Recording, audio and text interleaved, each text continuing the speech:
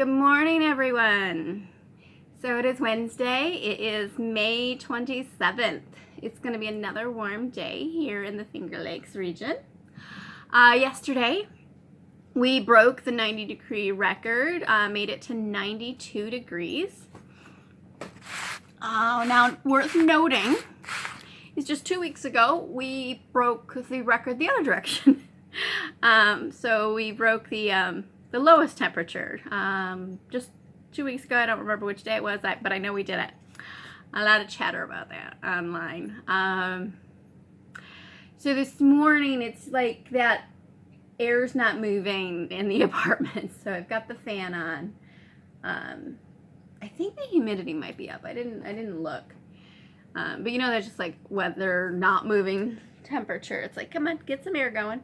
I like having air moving. I'm really missing having ceiling fans. The old apartment, there was a ceiling fan in every room. And when we looked at this place, we were told we would have ceiling fans. The place that when we looked at had ceiling fans, but also had granite countertops. I don't have ceiling fans, and I don't have granite countertops. And if you've been following well, you know that was like a really quick move because our old place was sold. And the new people didn't want tenants. So, yeah, quick move and find this place, and well, that didn't go so well. Anyway, moving on. This is the second take of the video because there was some ouchies.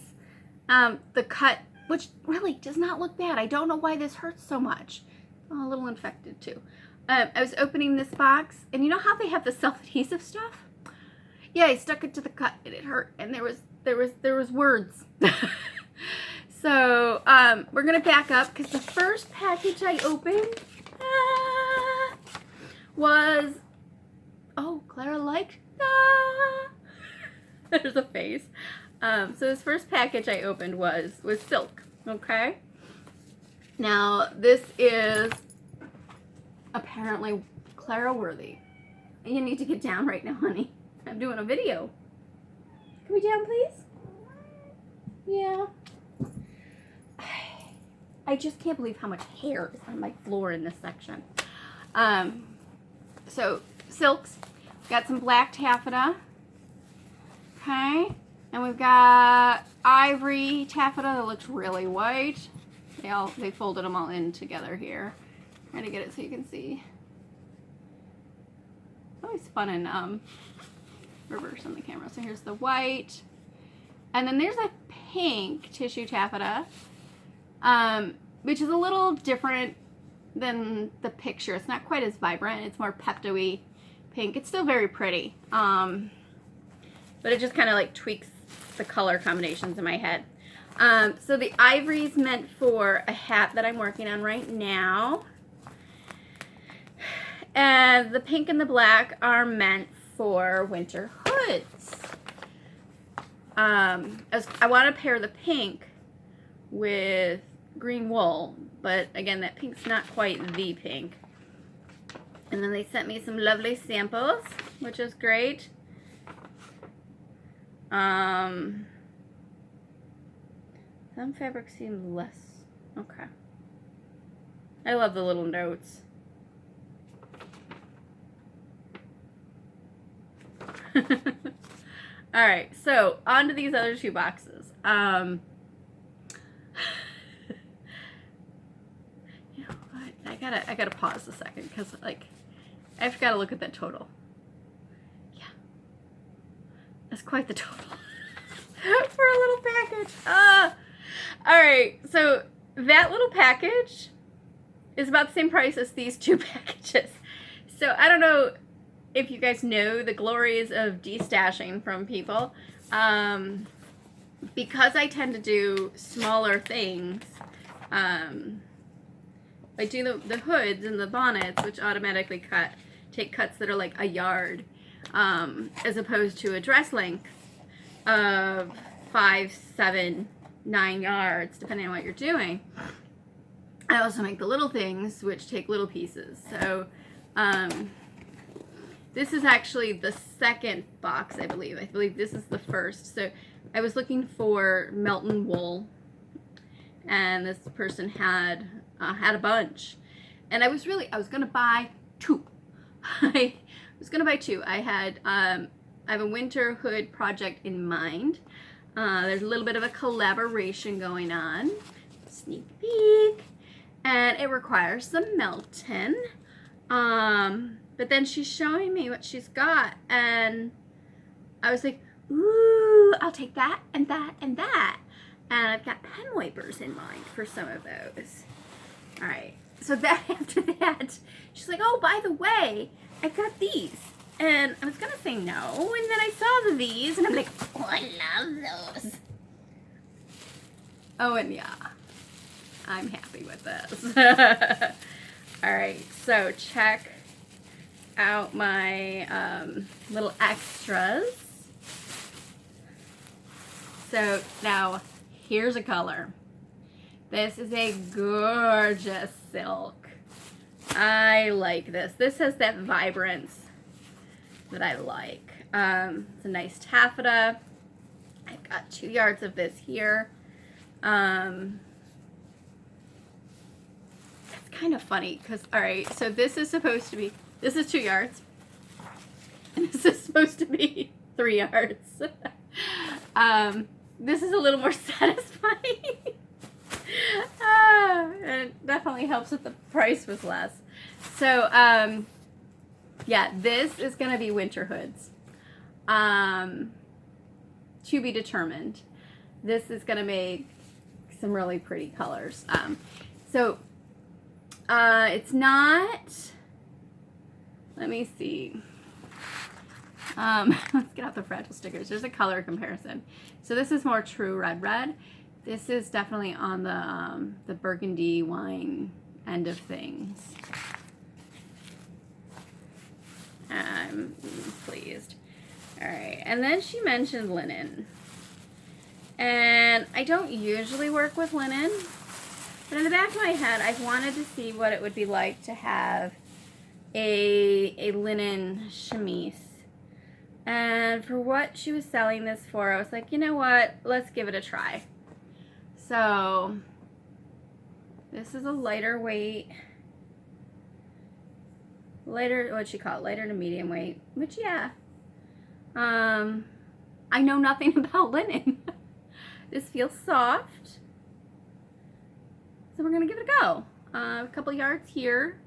Totally a whim on that one. But I'm hearing that a linen chemise should be exceptionally cool. Not that I have anything to wear it to this year.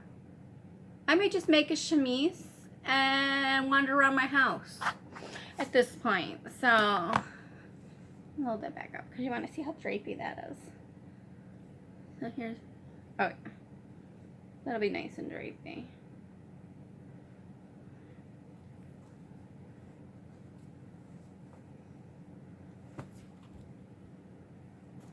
I'm kind of wishing I would have let her show me some of the other colors.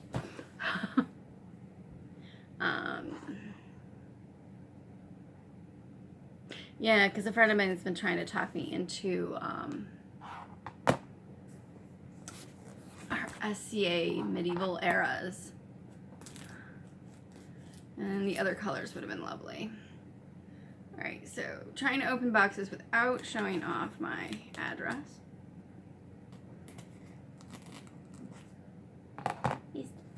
Pig flying duct tape. How awesome is that? Come on. Oh my gosh. Yeah. So I'm trying to keep this hand away from the tape because, oh man, that hurt.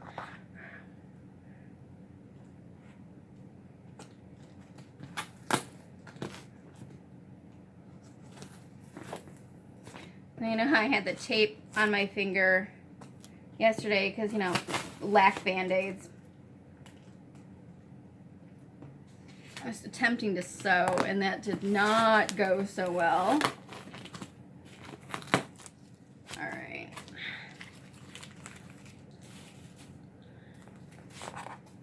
Then every time I would, not every time, but a lot of times I would do a stitch through the straw, move my hand, and then I would end up with the thread stuck under the tape.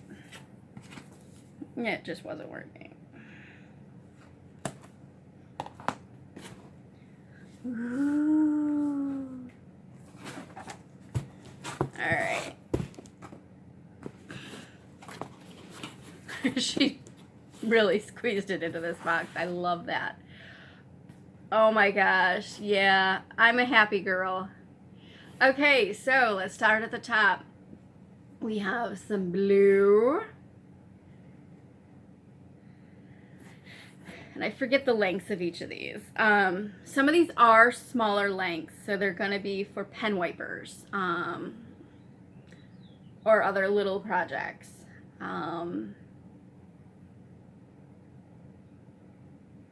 This is me staring with thoughts. Yeah.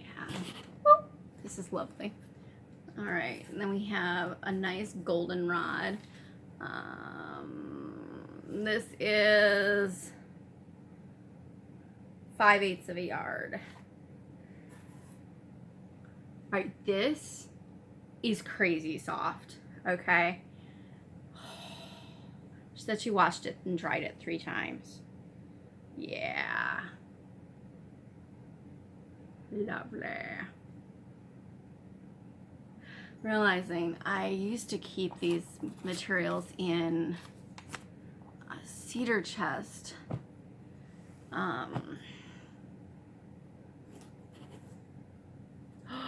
This is really, okay, this is really soft.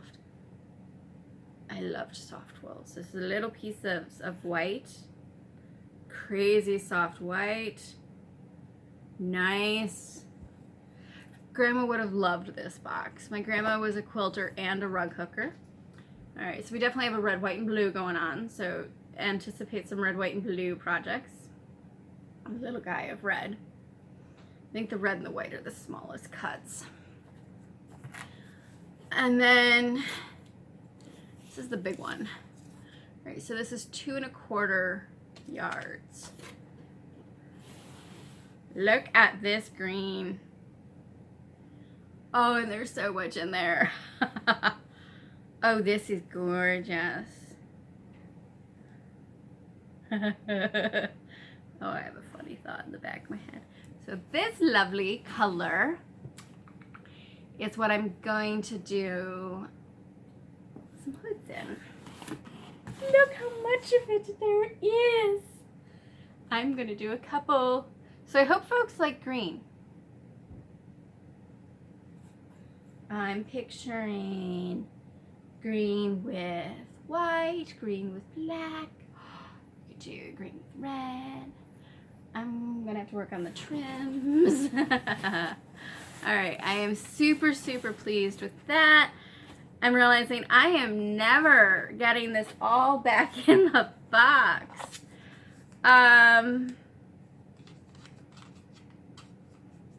Oops. I know what box it'll go in. I know exactly what box it'll go in. This is good. It's always good to have a place to put your stash when your stash kind of explodes. Of course it's going to explode when you buy someone else's de-stash. So yeah, I'm pleased, very pleased. Yeah.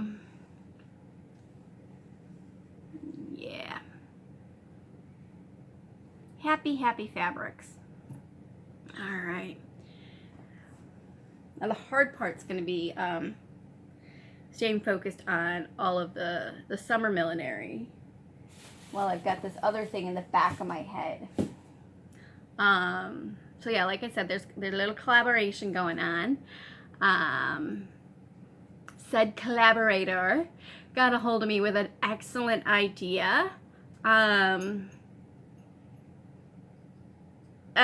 You know, like some ideas are just too interesting to say no to, even though you have no idea where you're going to fit it in the schedule.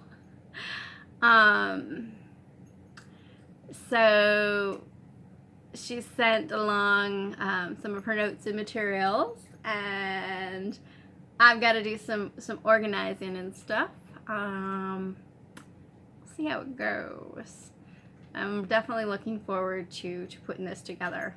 And that's all you're getting. Obviously, you know, it's going to be Winterhood related. Yeah. I'm going to attempt. Nope, I'm not even going to tell you that part. All right, so that's my unpacking for the day. Tomorrow is Thursday already. I haven't done a project yet this week. I don't know if we're going to get to a project this week. Because, yeah, I'm stocking up for winter, for just in case. I'm antsy about the summer. Because, yeah, we're done getting paid in June. And then it's, you know, July, August, September without paychecks. And we don't know what's going to happen with us in September in terms of school. So I don't know what budget I'm going to have towards, you know, August, September, when I normally I'm buying in August for the winter. And then I sew summer through August, and then September hits, and it's such a change for me. I have a really hard time sewing in September. And so I end up probably doing like I do a lot of ag fair things in September, just because it's all my brain can handle. And it's got a lot of variety to it too.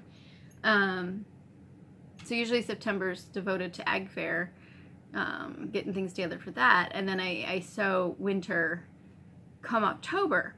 But I have a theory this year, because so many of us are being deprived of our spring, summer events, and we're not sure what's going to happen with fall. I anticipate folks are going to look forward to some winter events that don't normally look forward to winter events. The need and the want to get out, see people, and get into the 19th century clothes. If it's winter, folks are going to need some winter clothes. So I want to get some winter sewing in earlier to make sure that's available for folks. Because there are some really awesome options out there for winter events. Now I know folks further south, winter's just like my spring, but my spring or my fall. But up here, holiday related things, New Year's related things, 12th night related things. And then you get into just the various winter festivals, and then maple sugaring. So all very cold weather events that are really awesome. Here's a silly thing. I'm not a winter person. Snow and ice terrify me because of my knees, and you know, everything hurts. But I have a lot of winter clothes. I have a ridiculous amount of winter clothes, 19th century winter clothes. And I think that stems from doing Yuletide for so long. I really miss doing Yuletide. Yuletide still happens. I just haven't participated in the last 10 years. So, might as well tell some stories. So when I first started doing Yuletide for the museum, Yuletide ran Thursday, Friday, Saturday, Sunday. Previously, if I have seen the flyers right, I think it actually at one point ran Wednesday through Sunday.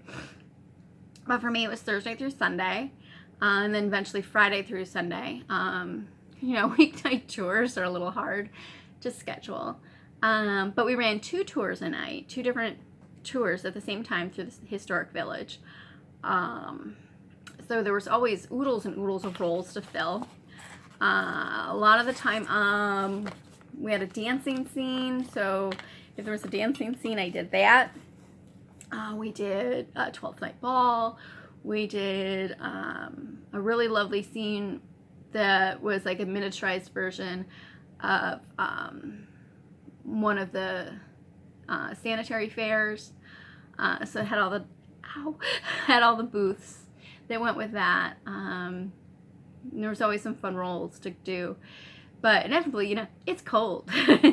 Once we're in the buildings, it was comfortable, but getting from the car to the buildings was chilly. And when I started out, I didn't have the most authentic footwear, but I still had some pretty slippery footwear. There was a rather wow, a more anticlimactic moment of I was going to very quickly run to the bathroom between scenes, and so I went out the back door of the town hall, and it was a couple of us, and we're talking, and all of a sudden it's quiet, and I'm on the ground. One huge advantage of 19th century attire is it keeps you quite balanced when you go down, and it gives you a lot of extra cushion. Because I just went bonk. Yeah. So current shoes, being leather soled, they're extremely slippery. So I've got some grips for those. But like I was saying, doing Yuletide as long as I did, I have layers upon layers. So I can actually now do some of the winter events, interpretive events, wearing one set, and then I can display out another set, which is kind of fun, and I can be like, this is exactly what I've got on.